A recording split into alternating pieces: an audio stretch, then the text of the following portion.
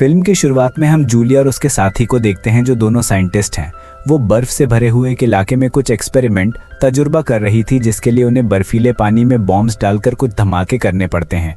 तब इतनी ही देर में हेडक्वार्टर से कॉल आई। उन्हें अलर्ट किया जाता है कि उनकी लोकेशन पर बहुत ही बड़ा तूफान आने वाला है, इसलिए जल्द से जल्द उन्हें वहां से निकलना होगा। उनके करीब ही एक रशियन सबमरीन गुजर रही थी जिन्होंने भी कुछ अजीब और तेज आवाज़ महसूस की, लेकिन उन्हें भी खास समझ नहीं आया। सबसे हैरानी की बात यह थी कि समुद्र की लहरें नीचे से ऊपर की तरफ उठ रही हैं। जूलिया के स्कैनर अजीब तरह से काम करने लगी और उनके कैंप के आसपास की बर्फ भी तेजी से टूटने लगती है। जूलिया जाने से पहले अपने रिसर्च पेपर उठाना चाहती थी, मगर तूफान उनके बहुत ज़्यादा करीब पहुंच चुका था। उसका साथी साइंटिस्ट उसे खींचता हुआ स्नोमोबाइल तक ले जाता है जिस पर बर्फ में सवारी की जाती है। सबमरीन के कैप्टन ने पता लगाया कि ये आवाज़ किसी जिंदा चीज़ की है और वो लोग फौरन इससे बचने की कोशिश करने लगते हैं, लेकिन अचानक पानी के अंदर ही सबमरीन ऐसे वो बहुत बड़ी चीज़ टकरा जाती है। जूलिया और उसका साथी बर्फ टूटने की वजह से जल्द ऐसे भागने की कोशिश कर रहे थे, लेकिन बदकिस्मती से आगे भी बर्फ टूटने लगी जिससे उनकी स्नोमोबाइल, जो उनका इकलौता जरिया थी वहां से निकलने का, वो जोर ऐसे टकराई और जलकर राख हो गई और पानी में डूब जाती है। और तो और जल्द ही धमाकों ने उनके कैंप को भी उड़ा कर रख दिया और बचे हुए साइंटिस्ट धीरे धीरे डूबकर मरने लगते हैं। उधर सबमरीन को भी लगातार नुकसान पहुंच रहा था और वो लोग बड़ी मुश्किल ऐसे अपनी सीट्स पर बैठे थे क्योंकि सब कुछ जोर जोर ऐसे हिल रहा होता है। काफ़ी कोशिशों के बाद वो फायर करने में कामयाब हो गई, यानी आग से हमला करने में, जिससे निकल रही रोशनी से हम वहाँ बड़े बड़े टेंटिकल्स साफ साफ देख पाते हैं। तभी एक आदमी शीशे की स्क्रीन ऐसे टकराकर दूर जाकर गिरा और चोट की वजह से बेहोश हो जाता है।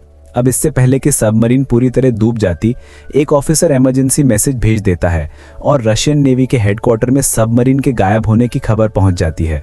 क्योंकि इस सबमरीन में बहुत ज़रूरी हथियार थे, इसलिए वो या तो इसे बचाने और अगर बचा नहीं सके तो उड़ाने के लिए रेस्क्यू टीम भेजते हैं। इस मिशन को लीड करने वाले साइंटिस्ट का नाम विक्टर होता है, जो पानी में फंसी हुई सबमरीन के कैप्टन का भाई है। उनकी फैमिली काफ़ी परेशान थी कि कहीं विक्टर भी वहां फंस न जाए।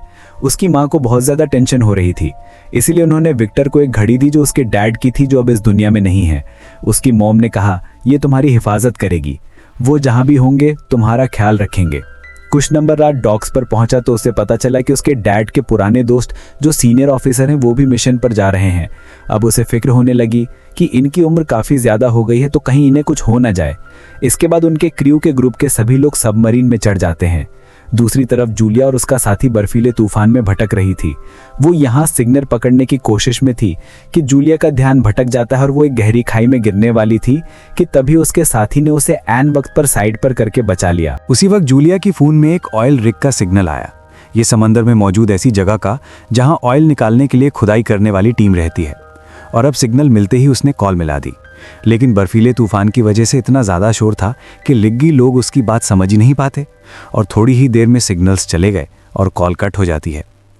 जूलिया का साथी भी काफ़ी परेशान हो चुका था। उसने एक फ्लेयर गन आसमान की तरफ छोड़ी और थकान की वजह से ज़मीन पर बैठ जाता है। अगली सुबह विक्टर वाली सबमरीन दूसरी सबमरीन वाली जगह पर पहुंची जहां वो गायब हुई थी। बहुत तैयारी के बाद वो लोग पानी में उतरते हैं।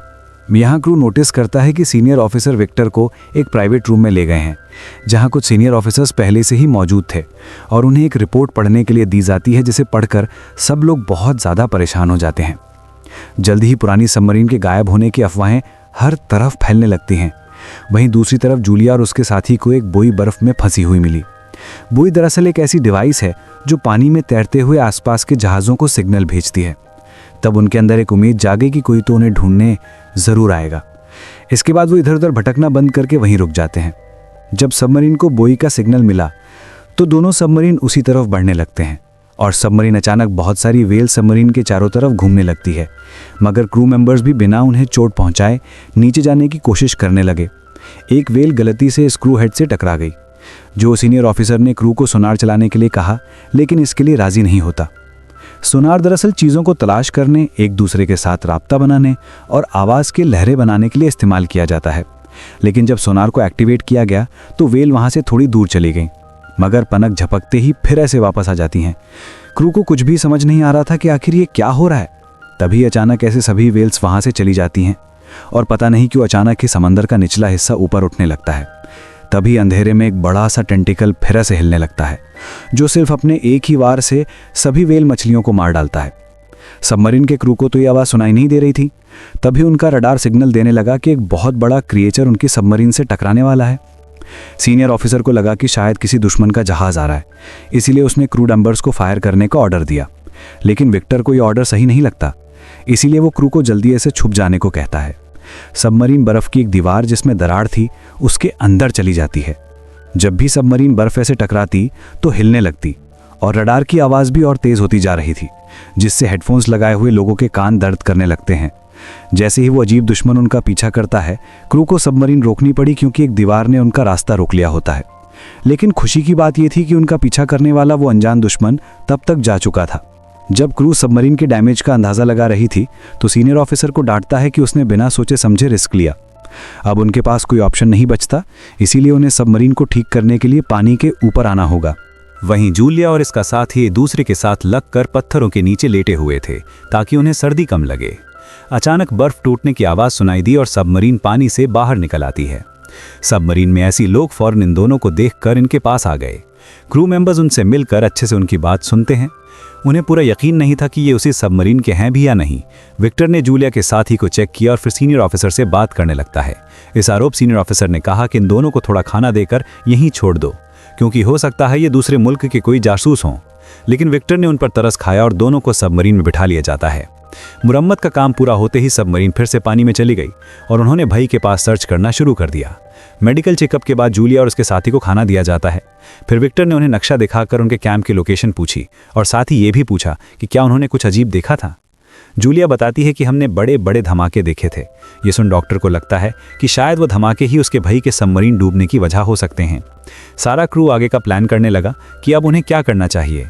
सीनियर ऑफिसर कहता है कि हमें वापस चलना चाहिए क्योंकि थोड़ी देर पहले रडार में जो भी चीज़ थी वो खतरा वापस आ सकता है, यानी कि वो दुश्मन अगर हम पर फिर से अटैक हुआ तो इमरजेंसी सिग्नल भेजना तक मुश्किल हो जाएगा।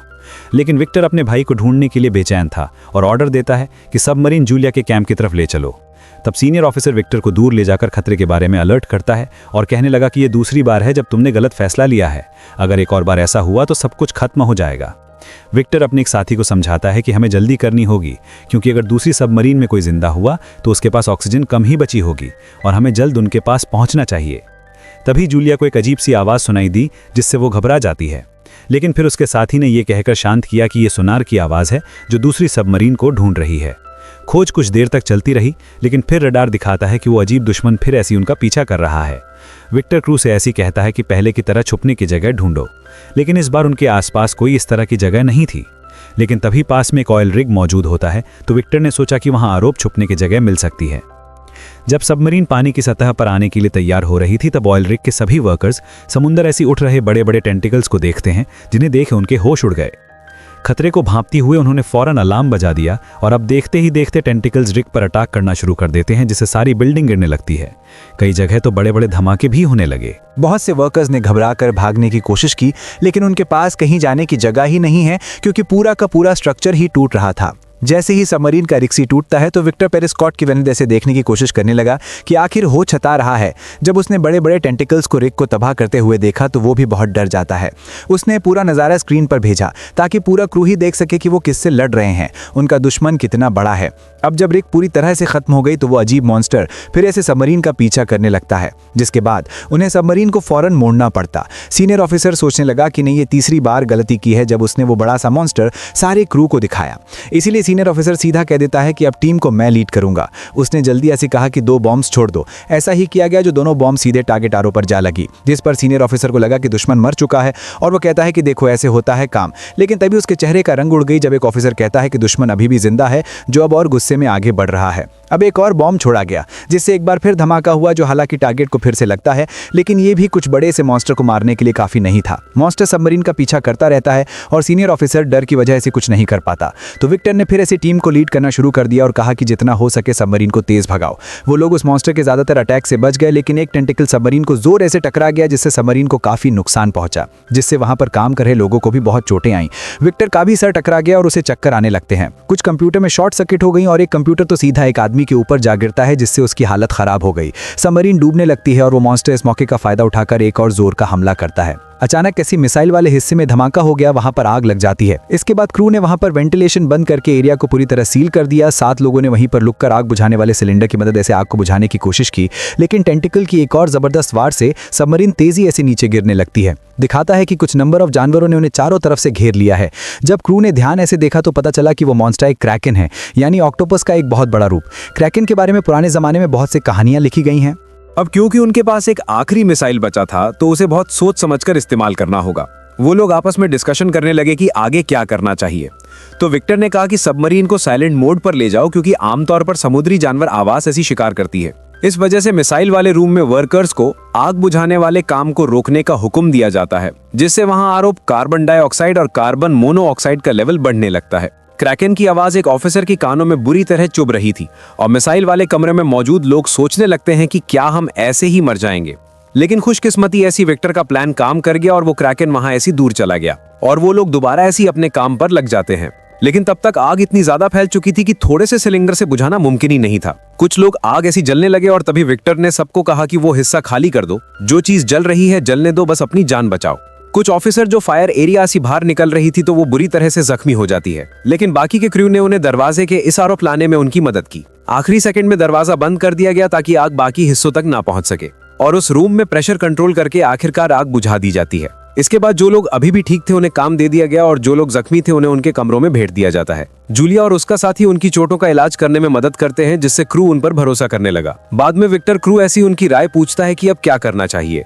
सभी कहते हैं कि हमें वापस चलना चाहिए क्योंकि हमें दूसरी सबमरीन की लोकेशन का कुछ नहीं पता और क्रैकन ऐसी बचने के लिए कोई सिक्योरिटी, कोई प्रोटेक्शन भी हमारे पास नहीं है। सीनियर ऑफिसर विक्टर को याद दिलाता है कि तुम्हारे दादा एक हीरो थे जो कि सबमरीन के हादसे में लोगों को बचाते हुए मरीन। तुम्हें यहाँ समझदारी का मुजाहिरा करना चाहिए। तो काफी सोचने के बाद विक्टर भी मान गया कि वापस चलना ही उनके लिए बेहतर होगा। जब सबमरीन वापस लौट रही थी तो विक्टर अपने दादा का लिखा हुआ आखिरी लेटर पढ़ने लगता है। तभी जूलिया उसके कमरे में आई और नक्शा दिखाकर वो सभी लोकेशन दिखाती है जहां पर उन्होंने क्रैकन को देखा और अपने कैंप की लोकेशन भी बताती है। फिर उसने कहा कि पुरानी कहानियों के हिसाब से इस मॉन्स्टर ने पहले भी कई जहाजों पर हमला किया है, लेकिन फिर अचानक ही वो गायब हो गया। इसीलिए साइंटिस्ट मानते हैं कि क्रैकन किसी गहरी नींद में चला गया है। अब हमने जिन धमाकों का इस्तेमाल किया था शायद वो क्रैकन के छुपे हुए घर आरोप लग गई, इसी वजह से शायद वो जाग गया। अगर सबको जिंदा रहना है तो उन्हें सोनार बंद करना होगा, वरना वो हमारे पीछे दोबारा आ जाएगा। अब क्योंकि जूलिया क्रैकन के बारे में इतने अच्छे से जानती थी तो विक्टर उससे पूछता है क्या तुम्हें कोई आइडिया है मेरे भाई की सबमरीन कहाँ हो सकती है। इस पर जूलिया कहती है कि ऑक्टोपस क्रैकन अपने शिकार को खींचकर अपने घर में ले जाते हैं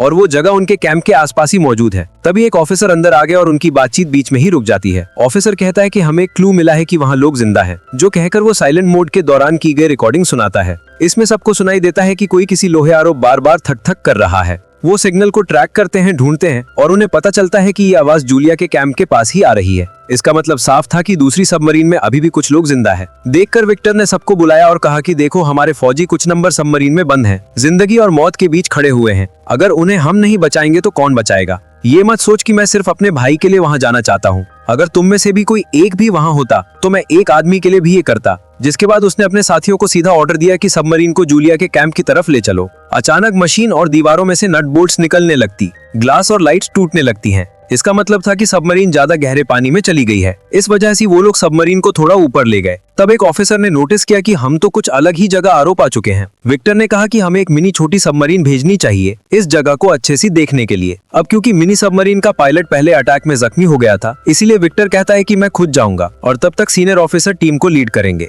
जिसके बाद मिनी सबमरीन विक्टर और 2 ऑफिसर्स के साथ निकल पड़ती है। जैसे जैसे वो गहरे पानी में जा रहे थे, प्रेशर की वजह से सबमरीन की लोहे वाली चीजों ऐसी अजीब अजीब आवाजें सुनाई देने लगी। इतनी गहराई में वो पहली बार जा रही थी। प्रेशर जल्दी सबमरीन के ऊपर असर डालने लगा, इसलिए अगर उन्हें जल्दी ही कुछ नहीं मिला तो उन्हें वापस जाना पड़ेगा। तभी उन्हें चाहिए आसी आवाज सुनाई दी और जब वो कुछ जगह पर गई तो पता चला कि वहाँ हजारों डूबे हुए जहाज हैं। इसका मतलब है कि जूलिया की थ्योरी और कहानियां बिल्कुल सच है, यानी क्रैकन पहले भी कई जहाजों आरोप हमला करके उनको अपना शिकार बना चुका है। अब आखिरकार उन्हें दूसरी सबमरीन मिल जाती है और वो उसके डैमेज को चेक करते हैं कि कहाँ कहाँ नुकसान हुआ है।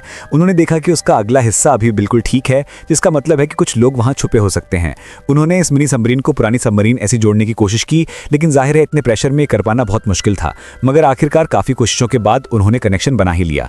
विक्टर ने डाइविंग सूट पहना जो तैरते हुए पहनते हैं और इस कनेक्शन की मदद ऐसी दूसरी सबमरीन में चला जाता है। दरवाज़ा उसने जब खोला तो अंदर जाके उसे बहुत खुशी हुई क्योंकि उसके भाई एलेक्जेंडर समेत पूरा क्रू जिंदा था। इस बारे में उन्होंने फौरन मेन सबमरीन को बताया, जो भी खुशी ऐसी जस्ट मनाने लगते हैं। और विक्टर ने जितने लोग फिट हो सकते थे उतने मिनी सबमरीन में भेजे, लेकिन सबको बचाने के लिए 2 बारियां लग गई। इसलिए विक्टर ने फैसला किया कि मैं अपने भाई के साथ इधर ही रुकूंगा। उन्होंने सबमरीन के आगे वाले हिस्से पर एक ट्रैकर लगा दिया ताकि उनकी लोकेशन खो ना जाए, लेकिन फिर उन्हें याद आया कि क्रैकन भी सिग्नल को पकड़ सकते थे, इसलिए कुछ ट्रैकर को बंद कर दिया गया। जब मिनी सबमरीन वहां से निकाली तो पूरी सबमरीन एक दफा ऐसे जोर से हिल गई मगर नीचे नहीं गिरती।